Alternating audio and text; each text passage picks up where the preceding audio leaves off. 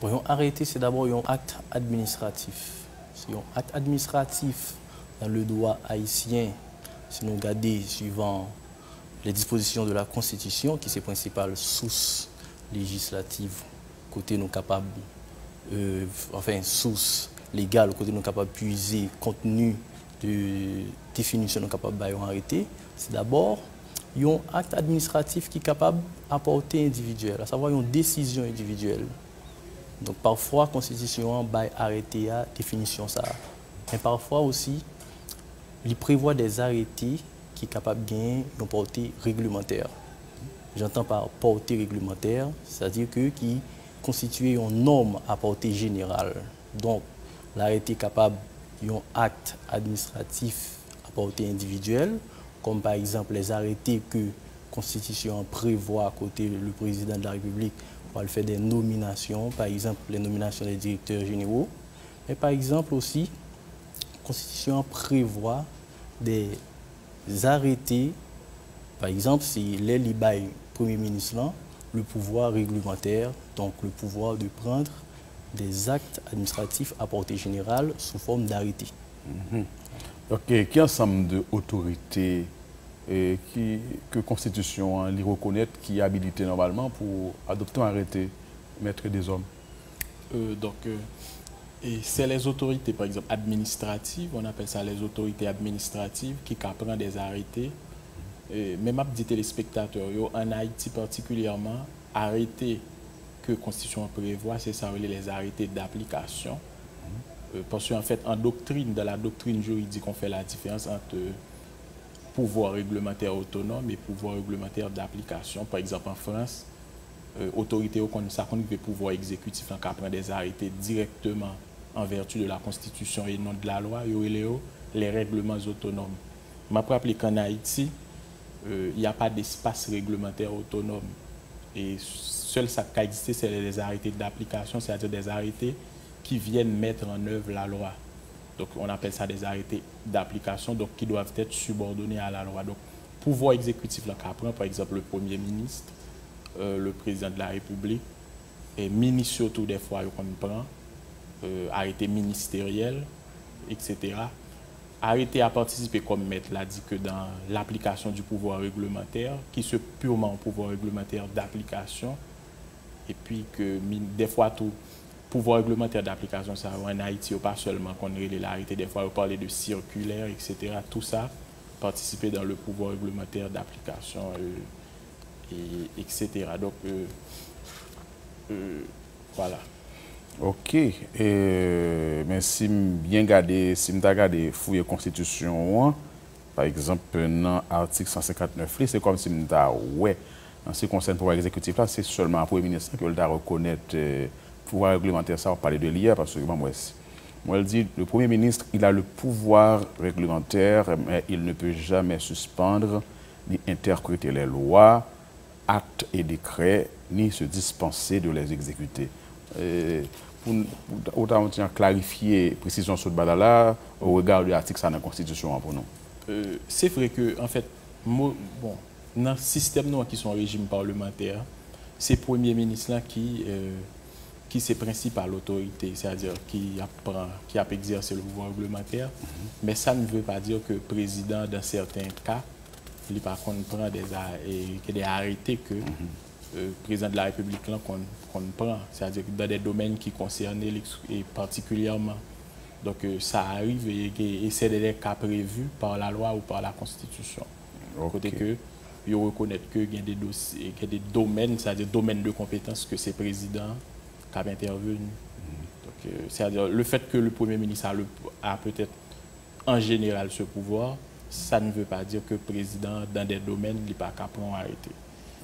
Ça c'est parce qu'en fait, c'est le Premier ministre. Dans le système de conscience, c'est le Premier ministre qui est un peu le monde qui t'a supposé moteur, qui a fait payer à marcher, alors que le président de la République pourrait être un sage, un peu. Donc, bien que dans la réalité de l'application du pouvoir, on n'a pas que le pas conservé, Jean constituant voulait faire le président pour le ton sage et puis que véritable pouvoir dans le Premier ministre. C'est un peu l'esprit, mais ce n'est pas la réalité de notre pays. Parce que dans la tête, mon qui chef là, il était président, de la République. Oui, et comme c'est-à-dire présidentialiste dans la vie dure dans le pays d'Haïti. Voilà. Et est-ce que l'administration ou bien l'autorité est obligée de motiver et arrêter, professeur Raphaël? Oui, forcément, arrêter c'est un texte qui vient entrer dans sa constitution, prévoit comme texte à caractère normatif que l'exécutif est capable de prendre, principalement le Premier ministre. Donc, arrêter à lui-même, il n'est pas au-dessus de la Constitution, il n'est pas au-dessus des lois. Donc, il est pour respecter ensemble de textes. Et donc, pour que l'autorité prenne un arrêté, il faut que d'abord motiver arrêter juridiquement. En parlant de ça, qui place arrêter à mettre des hommes dans sa nouvelle hiérarchie des normes? Qui place arrêter à occuper? Ok. Hiérarchie des normes sont théorie en droit. On a rappelé que un juriste, c'est le juriste qui est très connu en la matière, qui était théorisé sur ça, c'est le juriste autrichien Kelsenens, dans un ouvrage célèbre qu'on appelle Théorie pure du droit. Côté que Kelsenens parlait de ça, les hiérarchies des normes, pyramide des normes, c'est-à-dire que fondement validité en norme, c'est toujours l'autre norme.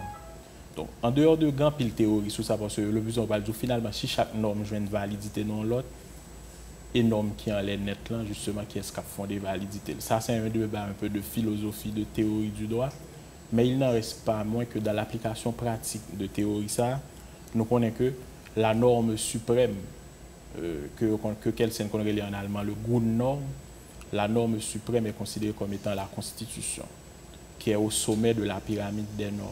Donc la norme constitutionnelle, on me dit ça, c'est-à-dire la Constitution, toute norme ça revient en France, je me rappelle qu'il y a un bloc de constitutionnalité, c'est-à-dire qu'il y a des textes qui ne sont pas spécifiquement la Constitution, mais qui ont des valeurs constitutionnelles, comme par exemple Déclaration des droits de l'homme, etc., préambule de la Constitution de 1946, Charte de l'environnement, tout ça. Mais normes constitutionnelles, ça lié au sommet et au supposé respecter. En dessous de la Constitution, il y a ce qu'on appelle la loi, au sens formel et organique. Parce qu'il faut nous dire au sens large, nous employons le mot loi pour nous désigner quel que soit texte qui comporte juridique. Ensuite, au sens large, la loi peut inclure aussi la notion de constitution, de règlement. Mais au sens strict, la loi, c'est l'œuvre, à un sens formel et organique, c'est le document émanant du Parlement. Donc, le document, ça, est supposé subordonné à la loi et dans la pyramide des normes. Donc, d'abord, nous avons la Constitution et nous avons la loi en dessous. Mais je me rappelle pour nous que ça relève tout, les conventions internationales et les traités internationaux. Et selon l'article 276 de la Constitution, une fois qu'une convention signée et ratifiée par Haïti, il est supposé entrer dans l'ordre juridique haïtien et l'abroger toute loi qui est contraire à elle.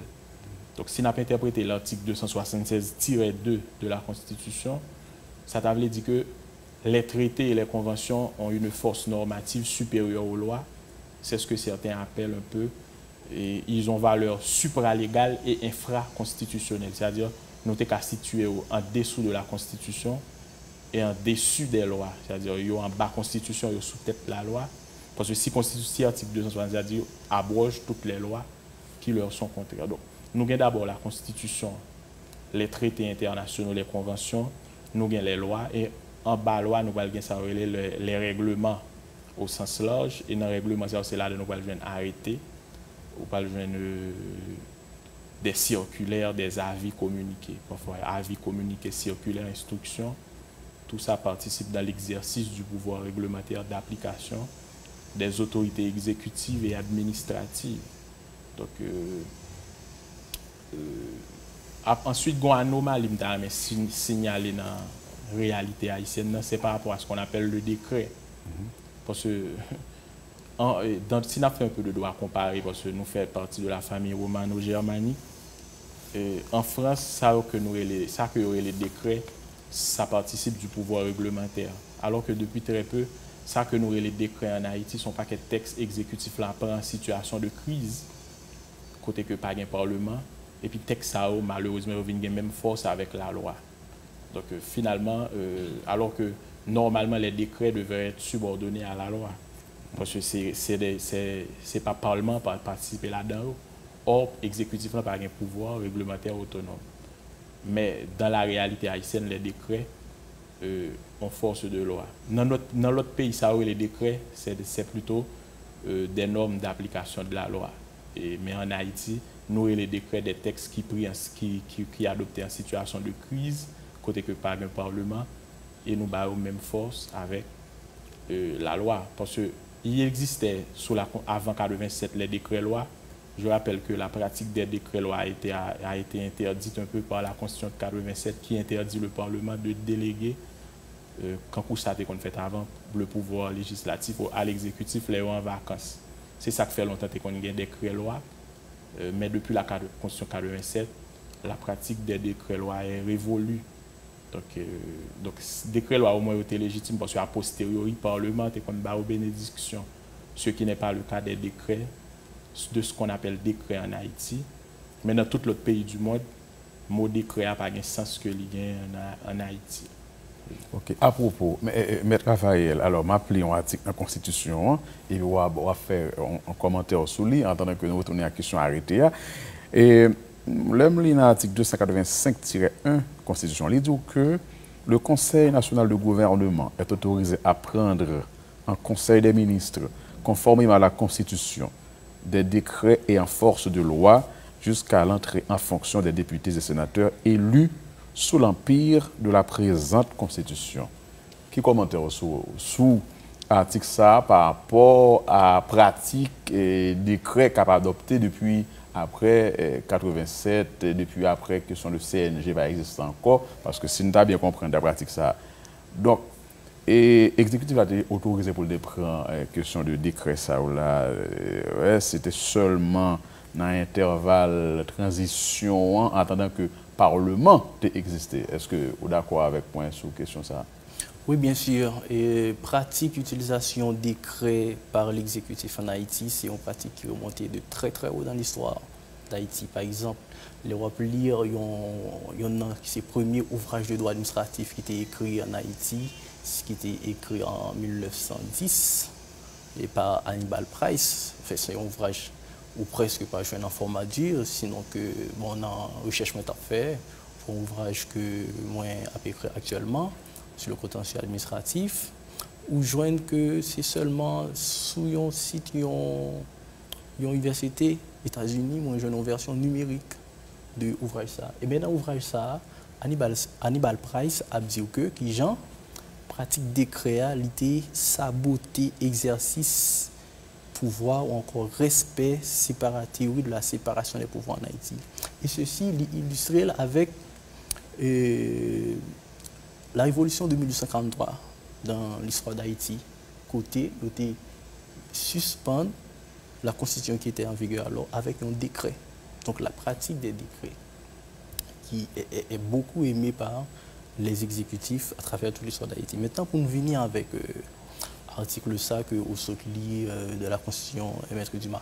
Donc, capable de comprendre que dans le contexte politique ça, il faut bien qu'il y ait, on va dire, des textes, il faut bien qu'il y ait la gouvernance du pays. Et donc, il y a une nécessité même politique que capable de gagner le pouvoir exécutif qui était presque c'est le pouvoir qui était debout, capable de prendre des textes pour que l'IPA agisse totalement dans l'arbitraire. Donc, constitution et constituant, ils prévoient à ce que les capables de prendre des décrets, mais c'est rapidement et pour pratiquer ça prend fin dès que gagner un nouveau Parlement. Et donc, c'est ça que fait nous recueillir avec amendement 2011 ans, amendement constitution de 2011 ans. Article ça de la Constitution, il a été abrogé. Maintenant, revenons à la pratique des décrets en Haïti. Exécutif là, en Haïti, toujours penser que il y a un pouvoir pour prendre des décrets dès que pas gagner et Parlement. Et donc, situation de pas gagner Parlement, ça a presque pas fait aucun exécutif fait parce que le connaît capable d'utiliser ça crée les décrets. Mais Jean, professeur des hommes, tu parlé de la théorie de la séparation des pouvoirs, qui aussi une théorie de l'attribution, de la distribution des compétences. Alors, la pratique de la prise des décrets, c'est une pratique qui est totalement allée à l'encontre de théorie ça, et c'est une théorie qui de base à San Cabrele état de droit. C'est qu'il y a un domaine législatif qui est réservé au Parlement, il y a un domaine gouvernemental qui est réservé au gouvernement, il y a un domaine judiciaire qui est réservé au pouvoir judiciaire. Il faut que chaque organe ça respecte le domaine ça dans les limites de constitution fixées. Donc, prendre des décrets et même gagner des professeurs et même en position des courants doctrinaux en Haïti qui fait quoi que ces décrets-là sont capables de gagner une force de loi, une force législative. Genre, article 285-1 de la Constitution et te prévoit pour le Conseil national de gouvernement. Alors, jamais un décret par rapport à une force de loi. Permettre qu'un décret ait une force de loi, c'est maintenant permettre à ce que on peut se passer du Parlement. Quoi? Si on peut avoir des décrets qui ont force de loi, mais pourquoi se référer au Parlement pour prendre encore des lois? Alors, si chambarder la hiérarchie des normes, donc la place, le positionnement de chaque norme, chaque type de norme dans cette hiérarchie, donc c'est schématisé.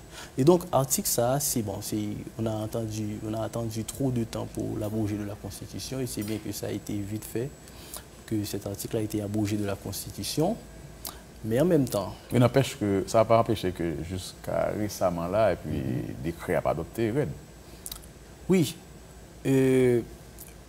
Exécutif continue à prendre des décrets en Haïti et même avec prétention que décret a toujours gagné force de loi. Mais si je nous dis si on pratique contraire à l'état de droit et même on pratique aller à l'encontre de catégories sociales pour lesquelles on prend ces décrets. Parce que, par exemple, si nous prenons l'administration publique nationale actuellement là, qui est régie par un décret. Ouais. Donc, le statut des agents de la fonction publique, c'est régi par des décrets. Et les collectivités territoriales, l'organisation et le fonctionnement des collectivités territoriales, que ce soit le département, la commune, la section communale, c'est régi par des décrets. Et donc, si c'est régi par des décrets, eh bien, un autre décret peut remplacer un premier décret. Ça veut dire que donc, la base même est branlante, quoi.